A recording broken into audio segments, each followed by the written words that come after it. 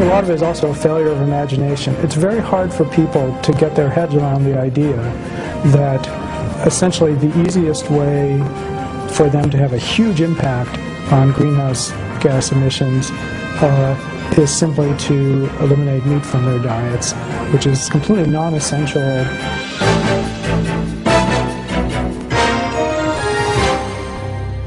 Greetings, perceptive viewers, and welcome to Planet Earth, Our Loving Home, featuring Dr. Patrick Brown of the world-renowned Stanford University School of Medicine, USA, who will discuss the devastatingly harmful environmental effects of animal farming and why he believes all such agriculture should end. Dr. Brown, a vegan, is a leading scientist in the area of genomics, or the study of genomes, and is recognized as one of the top biochemists in the U.S. He is an investigator with the Howard Hughes Medical Institute and became a member of the prestigious U.S. National Academy of Sciences in 2002. Dr. Brown has also done significant work outside his research field.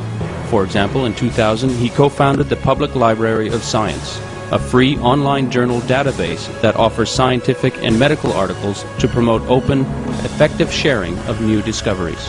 As he is deeply concerned about our planet's future, this distinguished scientist is currently taking time off from his research work to pursue a number of climate change-related initiatives.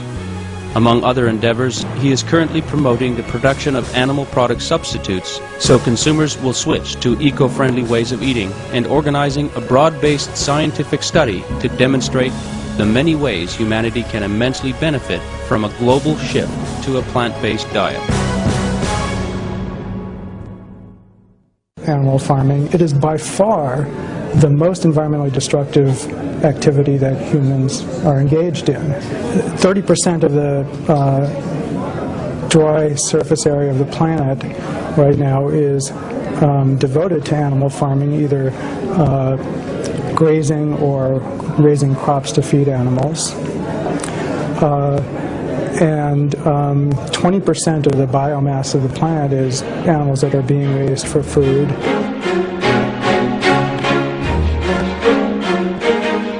Livestock raising is the single largest emission source of human-caused methane, a highly potent, heat-retaining greenhouse gas, which has 72 times the warming potential of carbon dioxide over a 20-year period and dissipates from the atmosphere within about 12 years.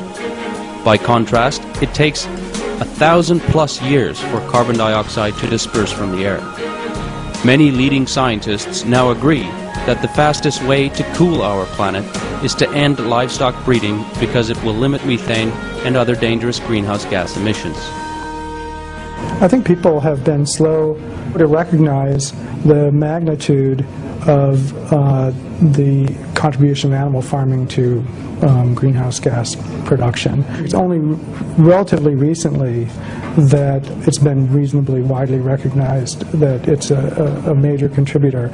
Of greenhouse gases that are shorter lived, I think that's a very important issue, and I completely agree that reducing methane emissions would have tremendous impacts over a relatively short period of time. You could really make a serious dent in methane emissions if you reduce the demand for animal product. And I'd really like to see an end to giving livestock farming an exemption from greenhouse gas regulations, which in the U.S. and now I understand in the EU and in the U.K.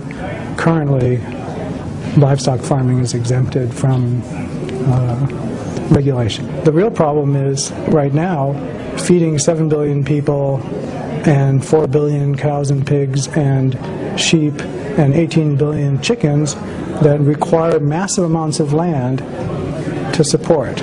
Clearing that land so that it would be available for animal farming historically over the past couple of hundred years released as much carbon into the atmosphere as burning fossil fuel at the current rate releases in a period of 17 years. And to the extent that that land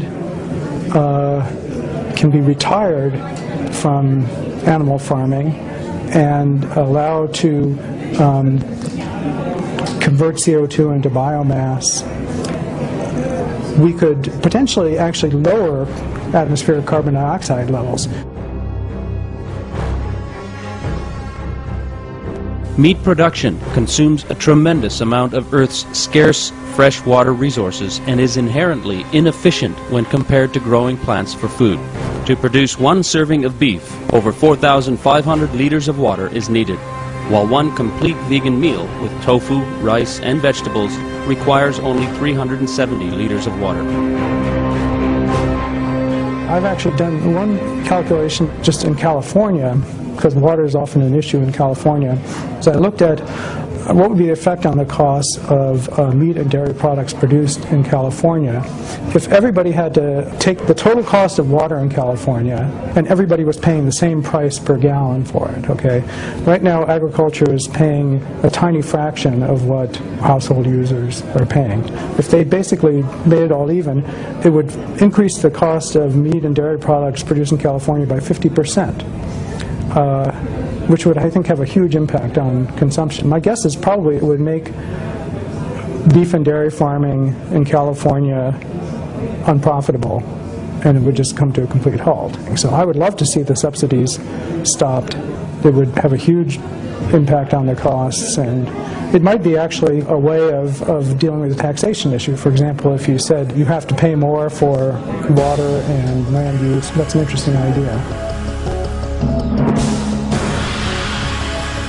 According to John Robbins' best-selling book, A Diet for a New America, if the meat industry's water costs were no longer subsidized by U.S. taxpayers, the real price of half a kilogram of hamburger would be $35 US and $89 US for the same amount of beefsteak.